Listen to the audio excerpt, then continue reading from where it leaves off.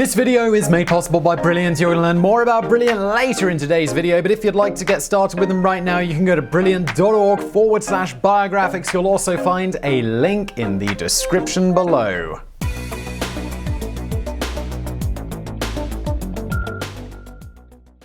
At the dawn of the 20th century, one young doctor in Vienna developed a theory that would change our understanding of the human mind forever. Using cutting-edge techniques, the doctor delved further into the psyche than anyone had before. He created names like the id and superego that are still in use today. He cut along patterns of thinking like transference and the Oedipus complex that still influence us over a century later.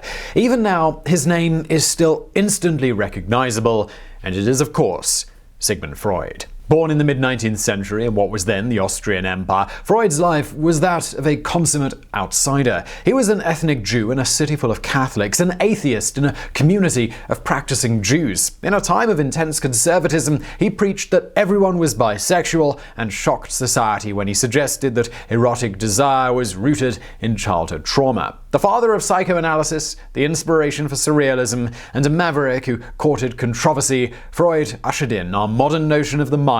Yet he died in exile, persecuted and loathed by the city that he'd dedicated his life to.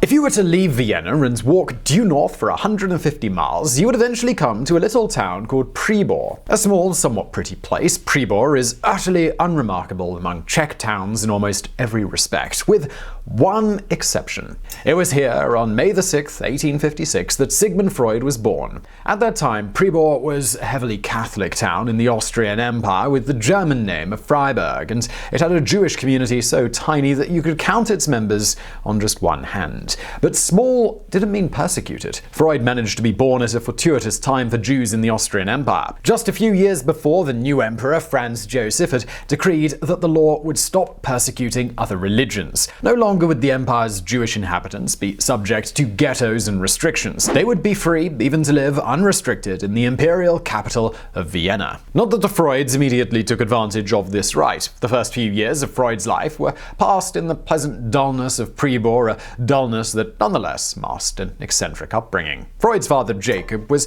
by now on his second marriage, and his mother, Amelie, was 20 years Jacob's junior. One consequence of this was that by the time Freud was born, he already had a nephew who was a year older than him. John was Freud's first great friendship. As toddlers, the two were inseparable, but as Freud would later remark, they were also rivals. That model of an intimate male friendship that was also overshadowed by great rivalry would be one that repeated itself throughout Freud's life. In 1859, Freud's older half-brother took John and moved away to Manchester in England. At first, Freud tried to fill the hole of John's frenemyship by becoming unhealthily close to his mother, but while Amelie doted on her boy, she was also now heavily pregnant. Needless to say, the subsequent glut of 4 girls and 2 boys vying for Amelie's attention would make young Freud crazy jealous. That same year, 1859, Jacob's business collapsed and he moved the family to Leipzig. But things were no better in Saxony, and in 1860 the Freuds joined the mass influx of Jews from across the Austrian Empire moving into Vienna. The austere capital of a deeply conservative monarchy, Vienna in 1860 was a European power center, but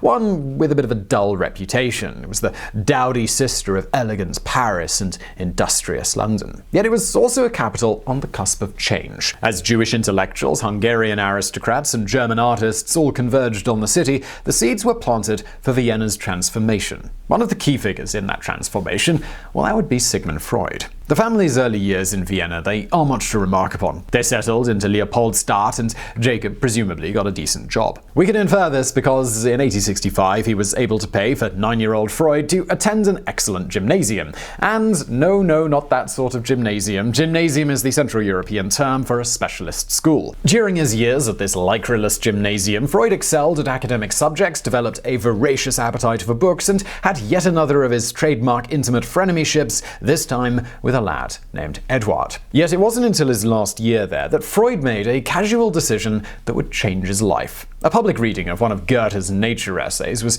being staged, and the young Freud, he went along on a whim. It was while listening to this essay that Freud had a flash of inspiration. He now knew what he wanted to do with his life. He was going to study medicine.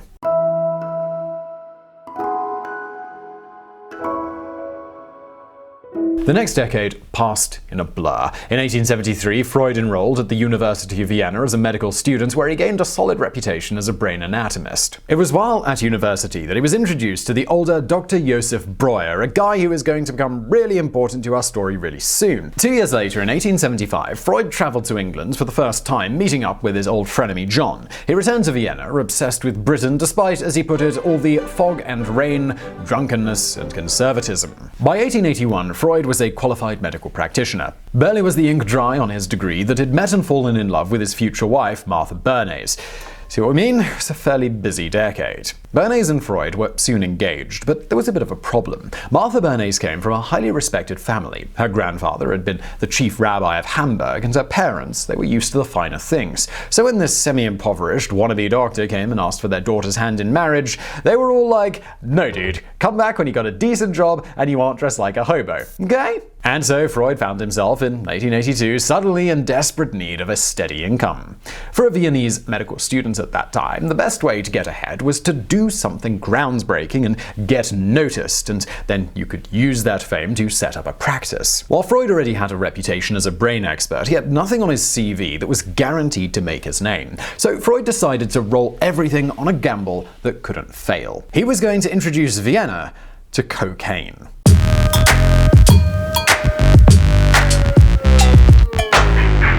Now, I promise we haven't got confused and accidentally started reading from the Pablo Escobar script on this one. Freud was actually really certain that a breakthrough with cocaine was where his future fame and money to marry Martha lay. In April of 1884, he bought a huge quantity of it and began experimenting with it as a cure for depression, for indigestion, for alcoholism, anything that might work. Unfortunately, he missed the one major breakthrough that cocaine could have afforded him. It was Freud's friend, Karl Koller, who discovered that it could be used to numb people's eyes prior to surgery. By the time a year had passed, Freud's great foray into cocaine had gotten him nothing but missed opportunities and an expensive addiction. So, he decided to change tack. That July, Freud left Vienna and traveled to Paris to study under the great neurologist Jean-Martin Charcot. For most of the 19th century, nervous disorders had been approached from a biological perspective, like fixing a leaky ship. If you could discover where the fault was and patch it, you'd have a whole person again. Where others would talk about surgery, Charcot was interested in hypnosis. Where doctors in Vienna might whisper about brain structure, Charcot was dabbling with healing patients using only the power of words.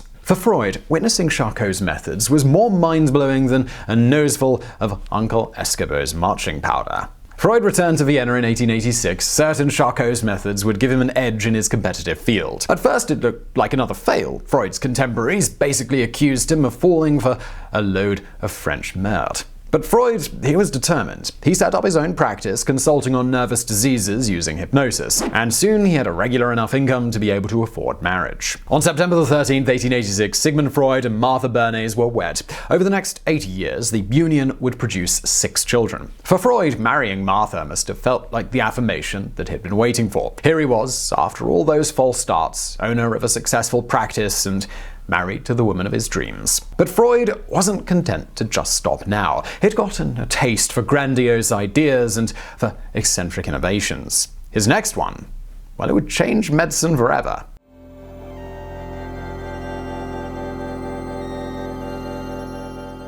Come the mid-1890s, Freud was restless. He'd been practicing his brand of psychotherapy for nearly 10 years now and was no longer getting the results he desired. It was while in this despondent mood that he got talking with his old teacher, Dr. Josef Breuer. During the conversation, Breuer just so happened to mention some of his old cases. Way back in 1882, Breuer had treated a woman called Anna O. Anna had been suffering from what used to be called hysteria, a catch-all term 19th century doctors used to mean anything from seizures to anxiety to being too unladylike. But Anna had also been strong-willed. She shrugged off Breuer's attempts to use hypnosis and suggested they work via talking. Over the next few weeks, patient and doctor developed something that they called the talking cure. Instead of Breuer using hypnosis to implant suggestions, it just allowed Anna to unburden herself, a kind of cathartic release. The idea that you could use talking to get at hidden trauma was the craziest thing that Freud had heard since his days with Charcot, and naturally he loved it. In 1895, he helped Breuer write a case study that they published together as Studien über Hysteria. However, Breuer was uncomfortable with Freud's obsession with his case. Despite what he claimed, Breuer hadn't actually cured Anna. She was still in decline, and today it's thought unlikely that Breuer's treatment was helpful. Still, Freud persisted. He began introducing the talking method to his own practice. He invented the classic psychoanalyst setup that we know from the movies, with the patient lying on a comfortable couch while the doctor sits out of sight taking notes. Pretty soon, Freud was using free association to get his bourgeois patients to talk about their darkest desires. And he kept finding out that they were all obsessed with sex. So this is where we get to the first of many controversial parts of Freud's work. All of Freud's patients, they were female, and it's a frequent accusation that Freud was simply pathologizing ordinary female sexuality. Whether or not that's true, Freud soon came to believe that our hidden desires were at the root of many of our problems. Before long, he'd coined a term for the process of treating these problems, and that was psychoanalysis. But if you're expecting to hear that this is the beginning of Freud's rise to becoming a household name, well, you might have to think again. For Freud, the late 1890s were spent in the intellectual wilderness. Sure, things were okay financially, and his home life was going fine. Martha had just given birth to their youngest daughter, the future child therapist, Anna Freud. But Freud's reputation, it was floundering. His initial attempts to create a handbook for psychoanalysis, they collapsed. Among the Catholic establishments, there were rumblings that Freud was wasting time with some Jewish science. Once again, Freud was in need of a breakthrough to put his name in the spotlight. In 1897, he found it. Up until that point, Freud had listened as many of his patients described what appeared to be sexual abuse in their childhoods. Before 1897, Freud had tended to believe them. That year, he changed tack. Freud's eureka moment was deciding that the abuse his patients reported wasn't actually real. Instead, it was all fantasies brought on by repressing sexuality in their childhood. And here is where we get to yet another controversial segment. Nowadays, it's acknowledged that children experience immature sexual feelings, usually in the form of embarrassing crushes or really wanting to hold Chloe's hand during recess. But we also acknowledge that some adults really do abuse children, even adults from respectable middle-class families. It's far from certain, but some argue Freud unwittingly helped cover up a culture of abuse in Vienna. So the breakthrough gave Freud the notoriety that he always craved. Now he just had to convince the deeply conservative society he lived in to take his wild thoughts on sexuality seriously. And, well, how hard could that be? Well, we will see, but first I want to take a quick moment to tell you about today's sponsor, Brilliant, who make this video possible. Brilliant believe that learning math, science, and computer science doesn't have to be dull, and to that end they've put together courses that are all about storytelling, interactive challenges, and solving problems. It's this hands-on approach to learning that's really an excellent way to learn, and currently on their website they've got over 50 interactive courses. And look, you're halfway through a video about a very famous person in science, so you're probably already the curious type. And Brilliant can be a great way to take that curiosity a step further and understand the world even more. For example, there's a course on scientific thinking which allows you to get a solid foundation in physics while just doing a few puzzles. Like I said, it's a great way to learn. You'll get to understand the physics of things like mirror reflections, laser tag, who doesn't love that, and a whole lot more. So effective learning is all about problem solving, and Brilliant help you learn and practice just that. It's a great complement to videos like this. It's all good to learn something here, but why not take it a step further with Brilliant? So if you want to support Biographics, which would be fantastic, and get unlimited access to all of Brilliant's in-depth maths and science courses, you can head over to brilliant.org/biographics and get 20% off their annual premium subscription. And let's get back to Freud.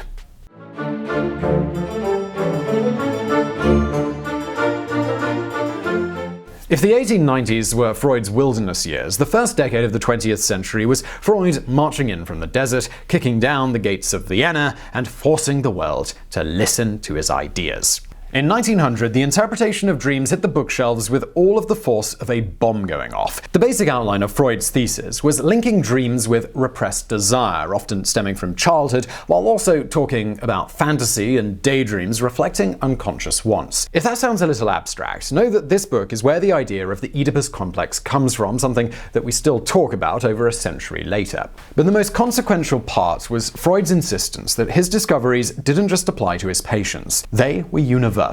This great ocean of dark desire was roiling away in all of us. It was this insight that would ensure Freud's name went down in history. Starting in 1902, Freud followed up the book with regular lectures at Vienna University. Although the number of attendees was small, there was a core and loyal group. Before long, that group was meeting with Freud every Wednesday to discuss psychoanalysis. By 1908, they would grow into the hugely influential Vienna Psychoanalytical Society. As these meetings began to spread Freud's ideas, the man himself was hard at work, churning out book after book. First came The Pathology of Everyday Life, which introduced the world to Freudian slips. Disappointingly, not a lacy undergarment you wear to seduce your mother, but the act of accidentally saying something revealing. This was followed in 1905 by Fragment of an Analysis of a Case of Hysteria, which first diagnosed the phenomenon of transference. It was around this time that Freud's growing fame brought him into contact with Carl Jung. To say Jung was important to Freud's life is like saying the Civil War probably affected Abraham Lincoln's career.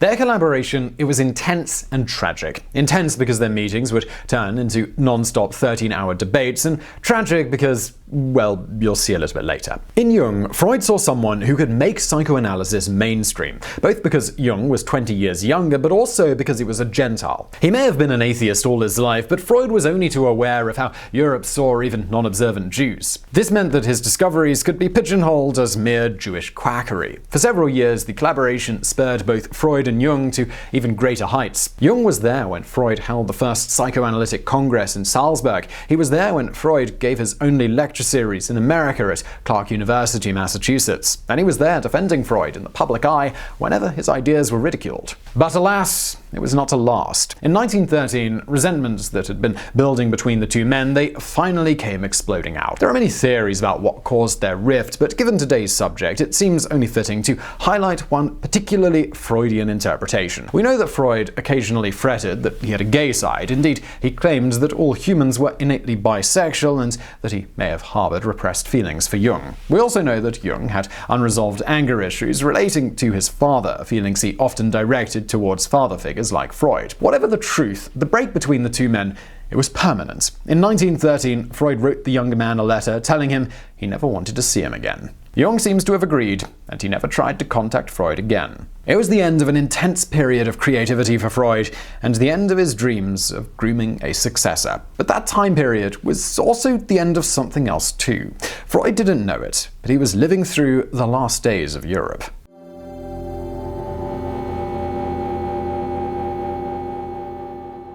The First World War was like a wrecking ball crashing into the house of cards marked history. In the short years between 1914 and 1918, the war swept away 3 whole empires, including Austria-Hungary. Come late 1918, Vienna had gone from being a seat of European power to the backwater capital of a small, impoverished nation known simply as Austria. For Freud, the war had been marked by the constant threat of tragedy, both personal and professional. On the personal side, all 3 of his sons had been drafted to serve in the Austro-Hungarian army, making the death of at least one of them seem almost inevitable. On the professional side, the outbreak of war killed the international psychoanalysis movement stone dead. For 4 long years, Freud was confined to Vienna, able to do nothing but write, think, and dream of a better future. It was during this period that the lifelong cigar smoker first discovered a strange growth on his jaw.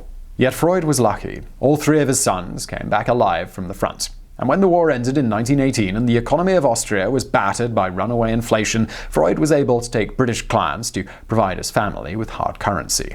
For the lifelong Anglophile Freud, this was a dream come true. His patients were the famous Bloomsbury set, a collection of free-thinking writers and artists. When they came to him for treatment, Freud made it a condition that they translate his works into English. It was this agreement that would eventually make Freud a household name. Yet it was also into this post-war period that tragedy finally struck. In 1919, a virulent new strain of influenza had swept the world.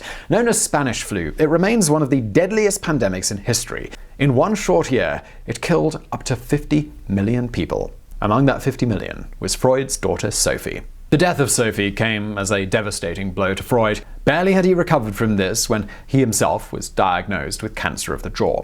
It was the start of a long decline from which Freud would never recover. But life goes on. As the Great War gave way to the Roaring Twenties, Freud continued to write, publishing The Ego and the Id, the work that gave us terms like superego that are still used today. He also began to focus on his daughter Anna's development, taking her to psychiatric conferences and increasingly sending her in his place when the cancer left him too weak. It was around this time, when Freud was at his lowest ebb, that psychoanalysis really began to take off. In Paris, the Surrealists founded an entire art movement inspired by Freud's discoveries. In Vienna, Freud found himself suddenly treating the fabulously wealthy like Marie Bonaparte, a descendant of Napoleon. By the end of the 20s, you could even convince yourself that Freud's life was getting back on track. The cancer still hadn't killed him. He was publishing books like Civilization and Its Discontents, and psychoanalysis was taking off in America. But sadly, we already know that this was just an illusion. From our vantage point of the 21st century, we can already see the clouds gathering on the horizon, the storm that will be unleashed by one nationalist with a fanatical hatred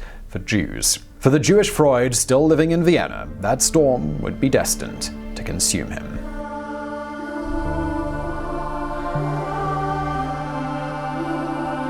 On May 10, 1933, a large group of students gathered outside the State Opera in Berlin. But these students weren't there to down kegs or party. They were there to burn books. Barely 2 months earlier, the German parliament had passed the Enabling Act, handing total power to Adolf Hitler. Now the Nazi student groups, they were showing their enthusiasm for the new regime by consigning 25,000 un-German books to the flames. Among the books that were burned that day were the works of Sigmund Freud. In Vienna, Freud could only watch as neighboring Germany fell to Nazism. His sole consolation may have been that Austria hadn't yet succumbed. Although fascists seized control of the country in 1934, they stopped short of the outright anti-Semitism of the Nazis. Still, the growing violence in Germany, it must have put everyone on edge. People must have been thinking, well, what if Hitler decided to take over Austria? And in 1938, as you know, he did just that. On March the 12th, German tanks rolled across the border, annexing Austria into the Third Reich. On the streets of Vienna, people lined up to cheer the Nazis. Buildings were draped in swastikas. Street parties were held. All alone in his apartment, Freud simply noted 2 words in his diary: Finis Austriae. By this stage, Freud was nearly dead from the cancer that had spread throughout his system. He was a walking cadaver that couldn't even make it to the family's summer house outside of Vienna. When people suggested he leave the country, he told them it would never happen. Nor would it have, had it not been for what happened to Anna. On March the 22nd, Anna Freud was arrested by the Gestapo. They ruthlessly interrogated her for hours before throwing her back out onto the street. The incident shook the elderly Freud to his core, and the next day he decided to leave Austria. But this, it was easier said than done. Under the new Nazi regime, the whereabouts of Jews were closely tracked. Leaving the country required a special exit visa, and you can guess how often the Gestapo handed those out. Thankfully, Freud had 3 very important people on his side. The first was his patient, Marie Bonaparte. The second was William Bullitt, the US ambassador in Vienna. The third was less expected. Kommissar Anton Sauerwald was a dyed-in-the-wool Nazi tasked with overseeing Jews in Vienna. But Sauerwald was also a former student of one of Freud's closest friends. He had spent all of his years of study learning to respect the famous doctor. So when he discovered Freud was looking for an out, he decided to help him. That spring, Sauerwald secured exit visas for Freud and 16 of his family members. Elsewhere, Princess Marie was using her vast fortune to grease as many palms as possible, while William Bullitt was applying diplomatic pressure. After 3 months, the Freuds were finally given the all-clear to leave Austria for England. The ride to London must have been both hopeful and heartbreaking. Here was Freud finally fulfilling his teenage dream to live in England, but under the gloomiest of circumstances. It probably didn't help that all 4 of Freud's elderly sisters had been unable to get exit visas. Although Freud wouldn't live long enough to hear the news, all 4 would perish in concentration camps. On the 6th of June, 1938, Freud and his family finally arrived in London by train. Word had leaked out, and a huge crowd had gathered to welcome the world's most famous psychoanalyst. As he saw the rows upon rows of people cheering, Freud